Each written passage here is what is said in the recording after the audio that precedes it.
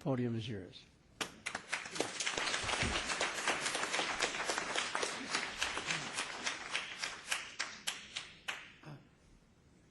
Well, first of all, I want to thank the Los Angeles County Bar Association for inviting me, and I think this is a great panel. Needless to say, I have a very different perspective on what you just heard. I don't believe for 1 second Michael Jackson molested any of these people. Neither did 12 jurors in Santa Maria, California. They acquitted him of 10 indicted felonies and 4 lesser-included misdemeanors. 14 in all. They couldn't get him on even a misdemeanor. He was innocent.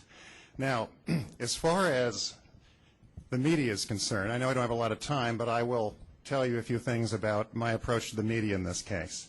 I was brought in eventually by Randy Jackson, who I'd known for years, and Randy called and wanted me to meet he and his brother.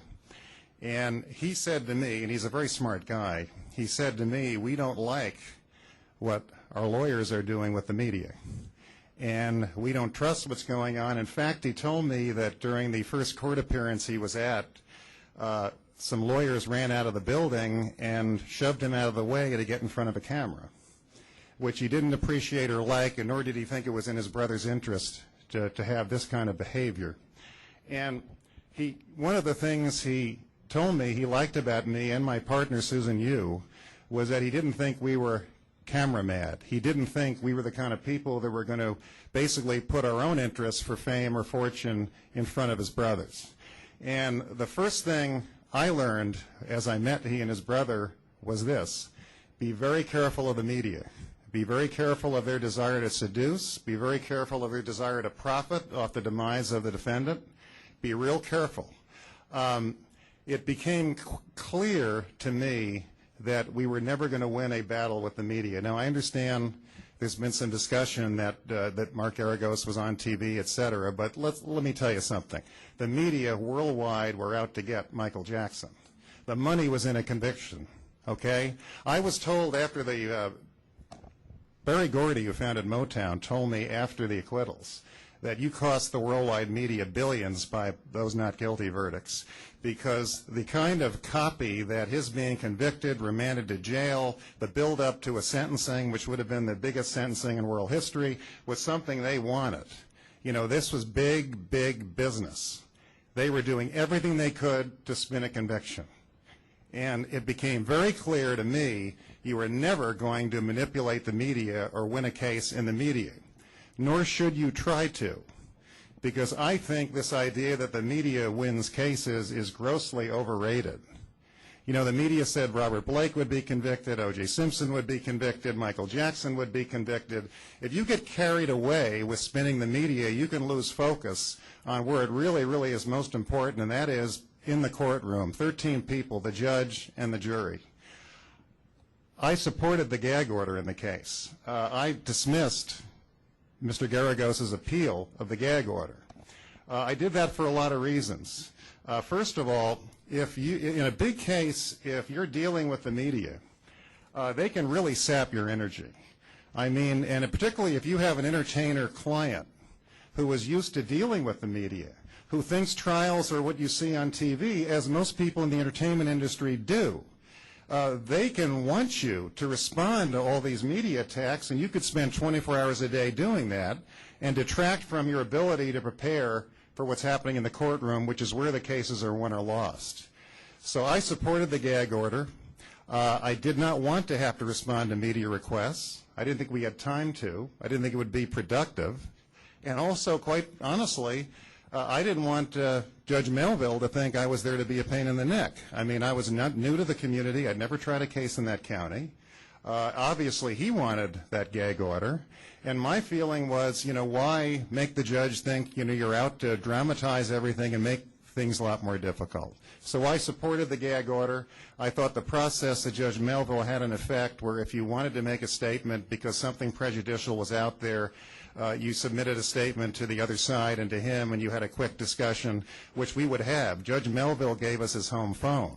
So we would have discussions about whether or not a statement should be made very quickly. He was always available to address that issue. And as he said, he never denied us. There was some haggling over language sometimes, but nothing major. I think it went very well. I think the unique procedure he had about filing motions and pleadings, that you could not file salacious pleadings. You would file the original pleading under seal.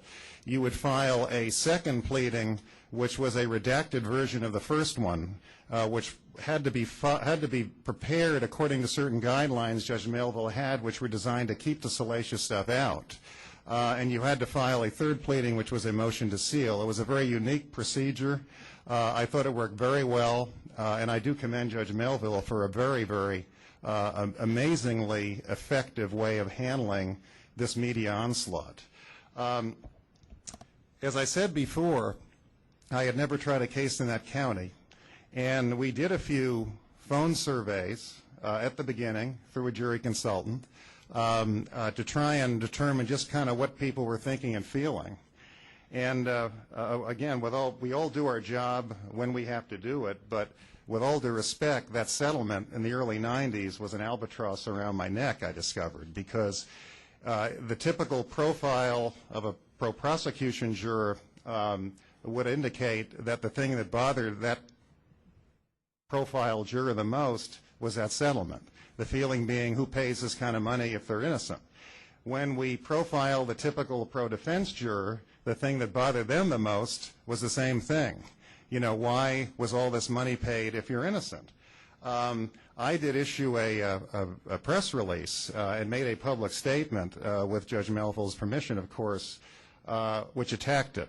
I had to do that. It was bothering too many people. And I basically said that Mr. Jackson had entered into that settlement because business advisors told him to. They weren't writing the check. They wanted to get him to get going in his business life and stop being derailed by this very salacious legal proceeding, and that he regretted doing it. It's something I just had to do because, in my opinion, it was killing us.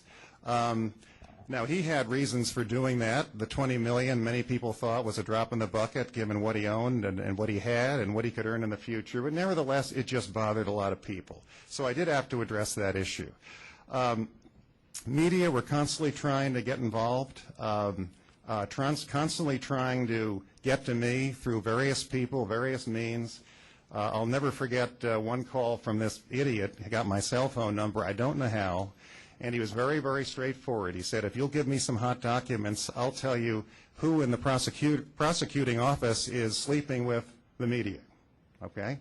I said, I don't care who they're sleeping with. You're not getting any documents from me. There's a gag order, and I hung up. But there were constant efforts to try and find a way to profit off this case. Linda Deutsch, who I have great respect for, who was really the dean of trial reporters with Associated Press, who began with the Manson case, and she's followed virtually every major case since then, told me it was a dreadful experience. She hated the Jackson trial. She lived in a nearby hotel. She said she never saw so many people gloating, over the fact that they were going to profit off this case. And it just really disturbed her, the extraordinary tabloidization of everything that happened in the case. But at any rate, by supporting the gag order, I could tell Michael and his family, I can't address that issue. We've got to win this case in the courtroom. We're not allowed to.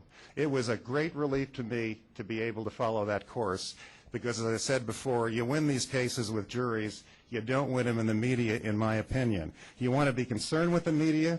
You want to get some good information out if you can. You want to level the table if you can, but don't get too carried away with it. You'll lose focus. You'll start to think it's all about you. It's not about you. It's about your client. And I think we handle that very well. Now, Susan Yu, my co-counsel and law partner, had her own condo not far from the courthouse, good distance from the hotels. I had my condo. Our staff had their condos. We had one duplex we call the War Room, and basically we were like an armed camp. I mean, we were not near the media, not near the hotels. My schedule was getting to bed at 3 in the morning, getting to bed at 7:30, 8 o'clock, getting up at 3 in the morning. I never was seen in a restaurant, never seen in a bar. Nobody could take a photograph and try and put me in a compromising position. I wouldn't do that. Susan goes to bed real early, gets up at 3. Our staff were sometimes up all night updating witness books, and that's how we lived. We lived a very, very disciplined, very sheltered, very focused kind of existence during this trial that was almost 5 months. As far as the case goes, I have to tell you, I've never seen so many witnesses provide so much salacious, disturbing testimony, and I've never seen so many witnesses crumble so quickly under cross-examination. I'll probably never see it again. I mean, it almost became a circus. People would get on that stand and say they'd seen the most horrific things on the planet. There would be just a heavy atmosphere in the courtroom, so you could almost cut the silence with a knife after they were finished, and on cross-examination, they would just splatter. Now, let me give you an example, just a general example of what I'm talking about. The prosecution introduced evidence that 5 young men had been molested, separate and apart from the accuser in the case. And all the pundits were saying, you know, this law in California is so harsh, so draconian, you can't survive it. You know, once that evidence of other similar acts comes in, you're dead, no matter what happened. Well, we started our case with 3 of those 5 young men who they claim were molested, and they all said, he never touched me. That's how we began our case, 3 of the 5. The 4th one never showed up. And if he had, I think we were armed pretty well to deal with him, and that's Larry Feldman's client. There are a lot of other issues that go into that case that I don't have time to talk about. But let's just say that I had a lot of information to go after him on, not to mention the profit motive. Why do you take money and not go to the police and prosecute? Particularly, you know, if you're a family member, do you prefer to take money instead of having police and prosecutors go after you criminally? What does that tell you about the situation? The 5th young man was a so-called youth pastor who claimed he'd been tickled by Michael Jackson outside of his genes and needed 5 years' worth of therapy to deal with his trauma. And by the way, he wanted millions of dollars, his mother wanted it, and his mother also sold story to the tabloids. So they're the 5 people that the prosecution claimed had been molested by Michael, separate and apart from this accuser. Okay? Now, by the way, again, you know, Ron feels very strongly about this. I do too. I do too. The man was innocent. Now, the accuser in this case, who Ron feels so highly about, and that's absolutely his privilege, in my opinion, I think we proved this, had assisted his mother in a false sexual harassment claim against JCPenney stores. He was a child who took a sworn deposition to support her claim that she'd been sexually attacked in a parking lot by security guards, and we proved it was completely, utterly bogus. We got the intake information at the police department. She didn't have a bruise on her body, a hair out of place, that she didn't need medical attention. She pops up a few weeks later with photographs showing all this bruising. And we had a paralegal from the law firm that represented her in the case who kept calling me in tears. She was just devastated about what to do. She said, this woman told me it never happened, and I'm afraid to lose my job. We had one of the lawyers from the firm testify. The privilege ended up waived. And he said that he had talked to this woman about these events. She said she was assaulted, never said sexually assaulted till her deposition. He said it was the first time she'd ever come up with that story. He was shocked. I mean, I've got to tell you, there's another side to this, or a very conservative jury in Santa Maria, California, wouldn't have exonerated Michael Jackson so thoroughly and so completely. Look, this young man, you know, is entitled to say what he wants, and he may be doing very well. But I think he got caught in so many lies, so many misstatements. We had a video where he and his family all said it never happened. We had an investigator's statement, audio recorded, where they all said it never happened. And suddenly the alleged dates of the molestation changed beyond the video. Initially, the prosecutors were claiming the molestation started on a particular date, and when this evidence was discovered, they moved the date beyond that evidence. I mean, it was like, let's just adjust to what we have and make sure we go forward with the case, in my particular opinion. Okay? I know we're going to talk about jury selection, but I just have to tell you that this was a quick jury selection. Most people think in high-profile cases you're going to be there months investigating everybody's background. This was, I think, a day and a half, wasn't it, Judge? After hardship. Yeah, after hardships, a day and a half. I gave up half my peremptories and just took the panel, which seemed to shock some people. I mean, the goal is not to use your peremptories. The goal is to get the best panel you think you can get. That's what you're there to do. And we had a feeling that we had a panel that would be particularly fair. Now, there were some controversial decisions that were made in that process. I guess we're talking about jury selection later. Okay. But I just want to tell, about jury selection. Okay. The trial was agonizing. There may have been about 140 or so witnesses testified in the trial. Judge Melville was a workhorse. We were in there 5 days a week. There were hardly any dark days during the trial. I did like that schedule with small breaks rather than a major lunch break. I thought it did fit well into our ability to go back and prepare for the next day. But it was backbreaking. It was agonizing. The media, just the way they reported the case was just remarkable. They would hear salacious testimony, and the reporters would run out and report it. They would not wait for the cross most of the time, or they'd want to ignore the cross. And it was just clearly their goal was ratings, revenue, which you would expect. They're nothing but businesses. And their goal was to see him go down. As far as client control, client efforts, I mean, this was the nicest client Susan and I have ever dealt with. I'll tell you that. He was extremely down to earth, very cooperative, very nice, never tried to get in our way. The problem was people around him. Poor Michael Jackson has always attracted just a large number of just very disingenuous types who would try to ingratiate themselves with him, try to make him think they were his friend, and then turn on him in some way. They were always nipping at our heels, lawyers always trying to get to him, always trying to criticize what we were doing. That was sometimes I felt I was more at war with my own camp than anyone else, because you just never knew who was going to get to Neverland through who to try and convince him that things were going wrong and they're needed. What happens with celebrities so often is this, people want to be around them, and they try to create a need for themselves. What they try to do is keep the celebrity off balance, insecure, terrified, scared. They create their need, and they don't want that need to be fulfilled or they won't be needed anymore. So basically they're constantly trying to get their 2 cents in to keep the celebrity off balance, scared, and create a reason why they should be there. And Michael was probably the biggest target of that I've ever seen. The first prosecution witness was Mr. Bashir. I thought he was a disaster for the prosecution. He was asserting the journalistic privilege. He wouldn't answer just basic questions that couldn't possibly hurt him in any shape or form if he was willing to answer them, and he just wouldn't. And basically what I did was I decided, as I think most good cross-examiners do, to tell my story through my questions. And I kept asking him long-winded questions about, isn't it true, Michael Jackson told you he never touched any child sexually, never would do that, blah, blah, blah.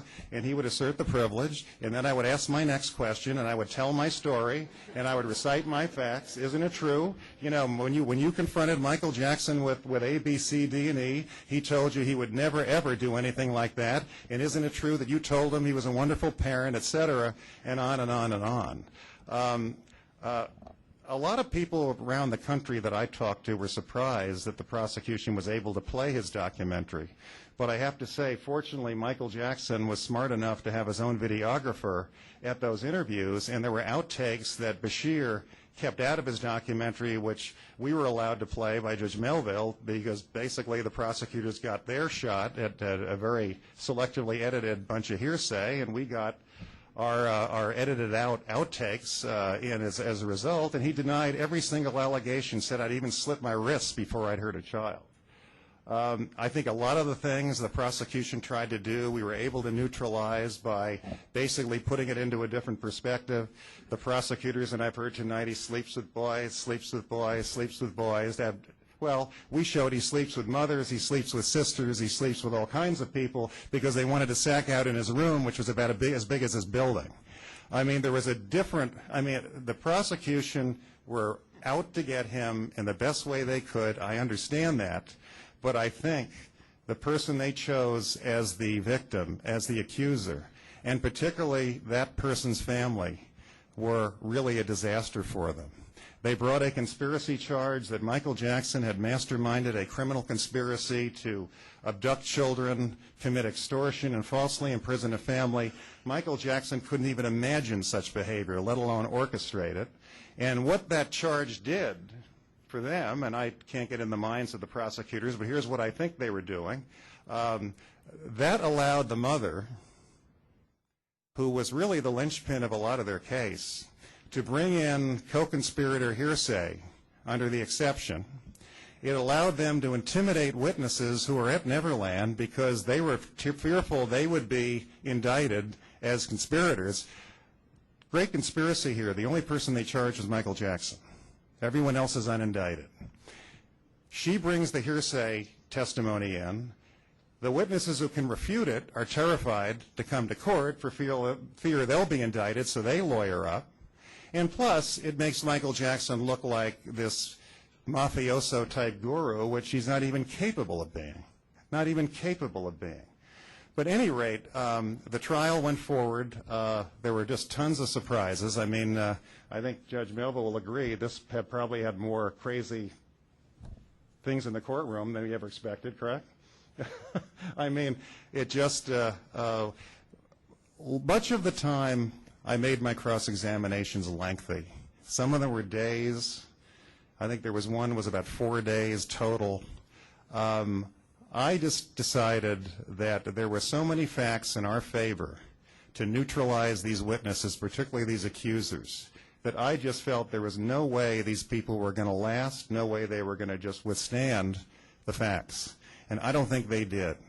I don't think they did at all. We had a very, very responsible jury that was out for about 7, 8 days. It was a right verdict. I look forward to the questions. Thank you. Pardon me?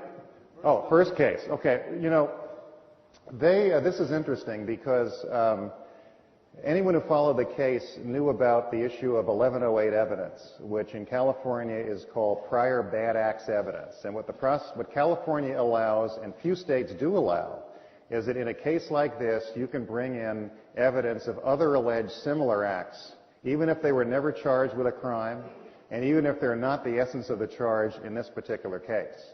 So what they said in their opening statement was, we have evidence that 5 young men were molested. And we're going to present all of that to you. And to make it even worse, it appeared, the judge did something I've never seen happen in a case like this. With respect to 3 of those alleged 5 victims, he allowed witnesses to come in and say they saw them molested without the prosecution having to bring the actual alleged victims in. Okay? So they did that. They put on 3 guards who had worked at Neverland to say they saw these 3 people molested. One of them, Macaulay Culkin, okay, the actor, all right? Now, those 3 guards had sued Michael Jackson, claiming that he wrongfully terminated them. He had cross-complained, saying that they had stolen property from him. It was the longest civil trial in the history of Santa Maria. They lost their case. Jackson won his cross-complaint. He had a $1 million judgment against all of them. There were judicial findings of fraud against all of them. They had gone to the tabloids and sold stories, and the 3 people they say they saw molested, they were my first 3 witnesses. They came in and said they were never touched. So when that happens, I think we were able to effectively take all of us and say, ladies and gentlemen of the jury, you can't believe these prosecutors. You can't believe their case. You know, they'll say anything to try and win. Now, the one you're talking about never showed up. He's the one who got a settlement in the early 90s. Now, my understanding is the prosecutors tried to get him to show up, and he wouldn't. If he had, I had witnesses who were going to come in and say he told them it never happened and that he would never talk to his parents again for what they made him say. And it turned out he had gone into court and gotten legal emancipation from his parents. His mother testified that she hadn't talked to him in 11 years. So, you know, there was a problem there as well. There was a 5th alleged victim who testified, who said that Michael Jackson had been playing with him and had gone too far and touched his testicles, and he needed 5 years of therapy after it. And during the first therapy session, the DA was present. And he also admitted he wanted money from him, and his mother wanted money from Jackson, and his mother went to a tabloid and sold the story as well. So you put all that together, and I submit that it helped us. Next question.